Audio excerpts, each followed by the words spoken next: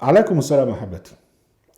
هذه الحلقة 822 وبعدها حلقتين ونكمل يعني موضوع الصيام.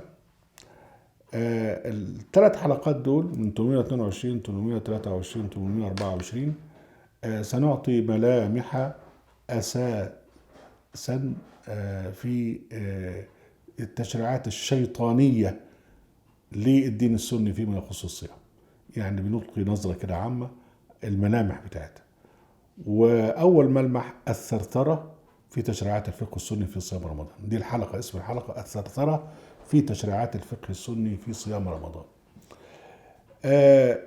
القرآن الكريم كتاب أحكمت آياته ثم فصلت من لدن حكيم خبير.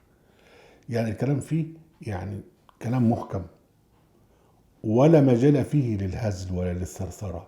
التكرار فيه، التفصيلات فيه تفصيلات على علم. الآية 52: ولقد جئناهم بكتاب فصلناه على علم. من أجل هذا لما نرجع إلى تشريعات رب العزة جل وعلا في القرآن الكريم في موضوع صيام شهر رمضان، هتلاقي الآيات محكمة. يعني الآية 183 من سورة البقرة: يعني كتب عليكم الصيام كما كتب على الذين من قبلكم لعلكم تتقون، اللي هو الأمر، وبعدين المقصد اللي هو التقوى.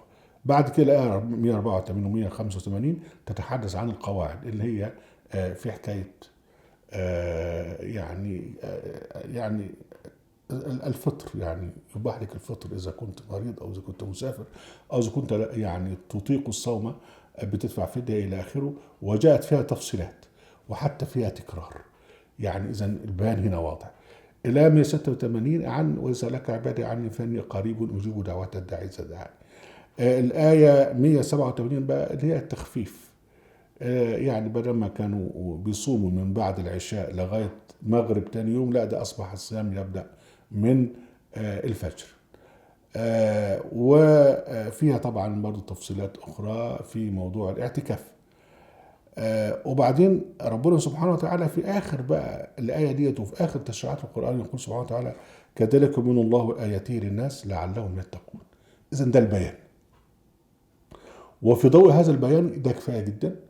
وبعدين في ضوء التقوى انت بقى تستطيع انك انت مثلا تحدد اذا كنت محتاجا الى ان تفطر مثلا، اذا كنت محتاجا الى ان يعني تدفع فدية لانك لا تستطيع يعني تصوم بمشقة. تطبيق كله في ضوء التقوى. وافرض مثلا ان انت نسيت وشربت، ربنا سبحانه وتعالى يعني قال يعني: وليس عليكم جناح فيما اخطأتم به ولكن ما تعمدت قلوبكم. لكن في ضوء التقوى انت بتطبق اوامر ربنا جل وعلا في هذا الموضوع. ده غير كده بقى الكلام الهلس اللي هو الثرثرة التي امتلأت بها كتب الفقه. يعني كانت مثلا بدأت في موطأ مالك مثلا كام صفحة، بعد كده بقى الشافعي عملها عشرات الصفحات، بعد كده جينا بقى لبدائع الصنائع في كتاب الفقه الحنفي. خدنا فيه يعني عشرات والله كتير قوي من الصفحات. كل هذا ثرثرة لا محل لها من الإعراب. وبعدين يأتي بقى يعني مناهج الفقه في الأزهر وتنقل هذه الثرثرة وتهبط بها إلى مستويات مخجلة من التصورات الفقهية. يعني إن فعل كذا يعمل كذا، ويجيبوا الكلام ده من خيالات مريضة. وأنا آسف بقى لما أحكي الحكاية ديت، يعني وأنا يعني كنت مراهق في الثانوي الأزهري، واللي في حاجة اسمها قراءة الشارح. في يعني لما يجي المدرس مدرس الفقه يقرأ الشارح، يعني واحد يقرأ الكتاب وهو بقى ايه يعلق عليه او احنا نعلق عليه. فكان مقرر علينا كتاب الإقناع في حل ألفاظ أبي شجاع، وبيقرا بقى البتاع ويعلق. في يعني انا كنت مشاغب جدا طبعا، وما كنتش بحب الفقه ولا بحب الازهر خالص اصلا، بس غصبا عني دخلته. فيقول لك ايه: واذا كان يجامع، يعني يجامع زوجته طبعا يعني قبيل الفجر، وبعدين فسمع الاذان فنزع، يعني نزع ذكره، يعني صح صومه. لليوم التالي يعني، حتى وإن أنزل، لأنه أنزلت عن مباشرة مباحة. أنا رحت واقف قلت له الكلام ده يعني مستحيل. اقعد يا أحمد، لا. يعني أولا هو هيسمع الأذان إزاي؟ هو راجل ده لو كان الراجل المؤذن واقف فوق كتفه، هو هيسمعه ولا هيسمع الحاجة اللي هي مراته دي؟ وبعدين يعني ازاي ينزع؟ لا يستطيع. يعني ازاي؟ يعني في دماغه فين؟ وبين اذا اراد ان ينزع هي مش هترضى. فطبعا الفصل كله ضحك. لكن هو ده، يعني هو ده الخيال المريض الذي يعني نبعت منه الثرثرة التي لا حاجة إليها. لو كانوا يؤمنون بأن القرآن كاف، وأنه كامل، وأنه ما يحتاج إلى زيادة، وأن بيانه فيه الكفاية، ما ثرثروا هذه الثرثرة. الموطأ، نعمل بقى حاجة عن الثرثرة الجنسية في الموطأ.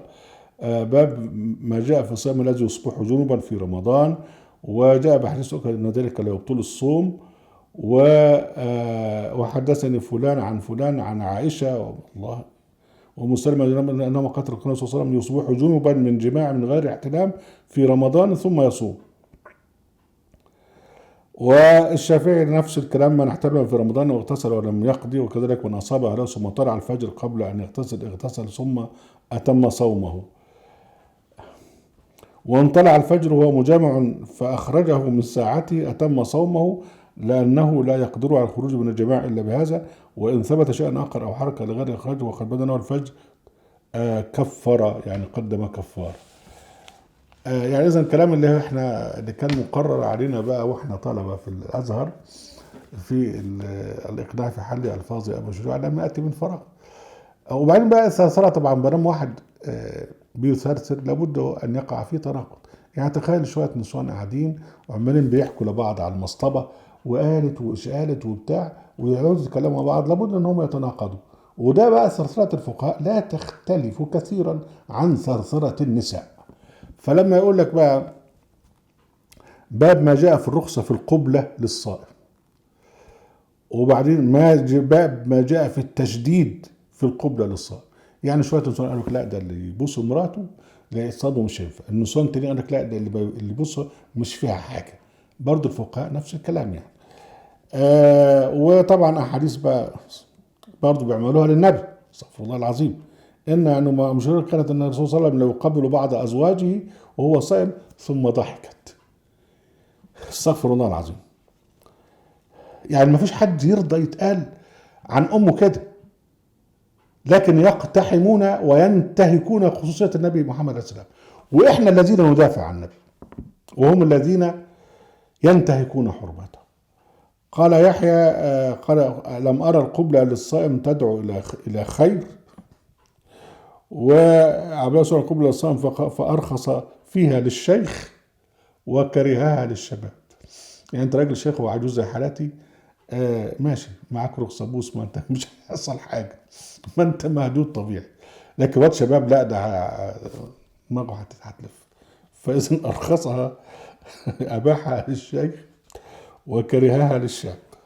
وشوشو اللي هو الشافعي جه بقى وحاول يعني يوفق بين الآراء المتعارضة، فقال ليس اختلافا ومنهم ولكن على الاحتياط لكي لا يشتهي فيجامع.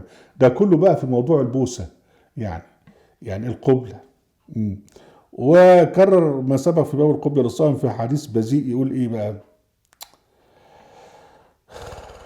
احنا مضطرين نقول الكلام ده يعني، عن زينب ابنة أم سلمة عن أمها أم سلمة أن بينما أنا مع رسول صلى الله عليه وسلم في الخميلة إذا حدت فانسلت فغسلت ثياب حيضتي فقال ملك أنا فزت فغسلت مش عارف إيه، وكان يقبلها وهو صائم. وبين بعد كده الاحتجام اللي هو يفتحوا حاجة كده ويمصوا الدم ولا ما أعرفش إيه، يعني شغل الحلاقين يعني. وقال لك بقى إن عبد الله بن عمر كان يحتجم وهو صائم. طب وإحنا مالنا؟ هو عبد الله بن عمر مصدر تشريعي، هو إله، هو اللي بيشرع علينا.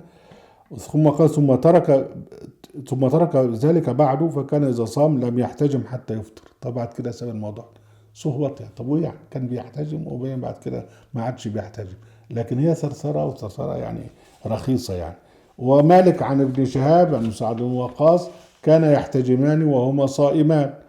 ومالك عن كذا ما رأيته عن واحد عن عروة عن أبيه الزبير بن عوام ما رأيته احتجم قط إلا وهو صائم. الله، واحد مش كان بقى بيحتجم يعني يسيل الدم ويشفطوا منه، ده بطريقتهم في التداوي، ما كانش يعمل كده إلا وهو صائم. واحد تاني ما لا لا ما كانش بيعمل كده، كان بيعمل كده وإن سبعة. وقال مالك لا تكره الحجامة للصائم إلا خشية من أن يضعف، ولو ذلك مش عارف إيه ولو احتاج من كذا، كلام عك كله. و يعني جه الشافعي آه، كرر ما قاله مالك مع إضافة حديث رواه ثم شكك فيه وقال روى عنه صلى الله عليه وسلم أفطر الحاجم والمحجوم. طيب الراجل الحلاق اللي هو بيعمل الحاجات دي لما يعمل يجرح الواحد وياخد منه الدم، هو هيفطر ليه؟ هو ماله؟ طب التاني ده هو اللي طلع منه الدم وهو اللي فيه المشكله. يقول لك افطر الحاجم والمحجوم. وبعدين قال لك لا، ده قلناه احتجم صائما. وقال لا اعلم واحد منهما ثابتا ولا ثبت واحد عن النبي صلى الله عليه وسلم لقلت به فكانت الحجه به، ولو ترك رجل الحجامه صائما للتوقي كان احب الي، ولو احتجم لم اره يفطر. الشافعي بيقول لك ده انا احب كده وما احبش كده. وطبعا ده كلية آراء شخصية، وطبعا هم ده دين ملاكي وكل واحد بيقول فيه اللي بيحبه واللي ما بيحبوش. والقيء برضو كان من موضوعات الثرثرة. واحد تقيأ قال لك لا يفطر به الصائم حتى لو تعمده. قال كاتب الموطأ حدثني كذا أنه عن عبد الله بن عمر أنه كان يقول من استقاء وهو صائم فعليه القضاء، ومن زرعه القيء فليس عليه القضاء. يعني واحد راح حط ايده في حنكه واستفرغ يبقى لا إذن يقضي. طب واحد غصب عنه بقى مثلا قرا الفقه ده فاستفرغ، ده مش عليه حاجة. آه من تقيأ، والشافعي بقى يعني كرر هذا الاكتشاف الباهر فقال من تقيأ وصام واجب عليه القضاء، ومن زرعه يعني غلبه القيء فلا قضاء عليه. وبعدين في من ياخذ الصيام، هل ياخذ الايام متتاليه او متفرقه؟ يعني شوف كلام، انت حر يا اخي تاخذ يعني انت فطرت 3 4 ايام، ممكن تصومهم متفرقات، ممكن تصومهم ورا بعض على حسب ظروفك. لكن بقى جاب طبعا كل واحد قال رأي، كل واحد اختلفوا. فحدثنا عن مالك عن نافع عن عبد الله كان يصوم قضاء متتابعا وقال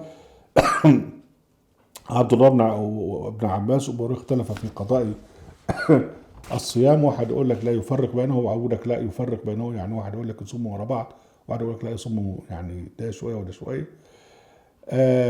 وبعدين بقى احاديث كتيره يعني الاكل والشرب ناسيا، اللي يقول لك من شرب في الرمضان سهرا ونسيا فمن كان مسلم وجب عليه فان قضاء عليه مش عارف ايه. وبعدين احاديث ثانيه يقول لك لا فان الله يعني اطعمه وسقاه. وبعدين صرصار اخرى بقى عن الكحل والعطور والدهان والمعاجين والشامبو واللبان وفرشاة الاسنان. ابتدوا يتكلموا بقى في حكايه الكحل والعطور. وبعدين الشافعي بقى قال لك يعني انا ما بحبش انه يكره للصائم استعمال الدهن اللي هو الدهون، يعني العطور يعني والصابون والمساحيق وبتاع، يعني لابد ان الصائم يكون مقرف يعني ومعفن، يعني عشان خاطر الشافعي ينبسط. بقول لك يعني انا يكره هذا يعني. ويكره للصائم استعمال العلك اللي هو اللبان حتى لو مضغه طالما لا يبلعه عامدا، هو الشافعي بيكره كده. وتفضل فهمت أنه لا يكره للسواك للصائم، ولكن يكره للصائم أن ينظف أسنانه أو بالعشي بالليل، ويقول ولو فعل لم يفطر. وينسى الشافعي أن العشي هو الوقت بين المغرب والعشاء وقت إفطار وليس وقت صوم. وقال إن الدواء الذي يصل إلى جوف يكون مفطرا إذا استعمله الصائم عمدا، مع أن الأغلب أن السامن أن تعمد ذلك. وقال الشافعي ولا يفسد الكحل وإن تنخمه فالنخامة تأتي من الرأس باستنزال، والعين متصلة بالرأس ولا يصل للرأس والجوف. ولا أعلم أحدا كره الكحل على أنه يفطر. هنا بقى الشافعي قاعد بيشتغل في التشريح وبقول لك ده بيجي من الراس وده بيجي من الدماغ. ويقول لك ولا أكره الدهنة بعد كده، قبل كده غير رأيه، ولا أكره السواك بالعود والرطب كذا كذا. وإذا أنزل الدواء وصل الجوف بمنزلة المأكول فالرطب واليابس كلام عك كله ومختلف فيه، ومجرد ثرثرة النساء أفضل منها. أهلا وسهلا بكم أحبتي في برنامجكم الحصص القرآنية في قناة أهل القرآن وفي موقع أهل القرآن. لا تنسوا المشاركة بالشير واللايك، وعليكم السلام.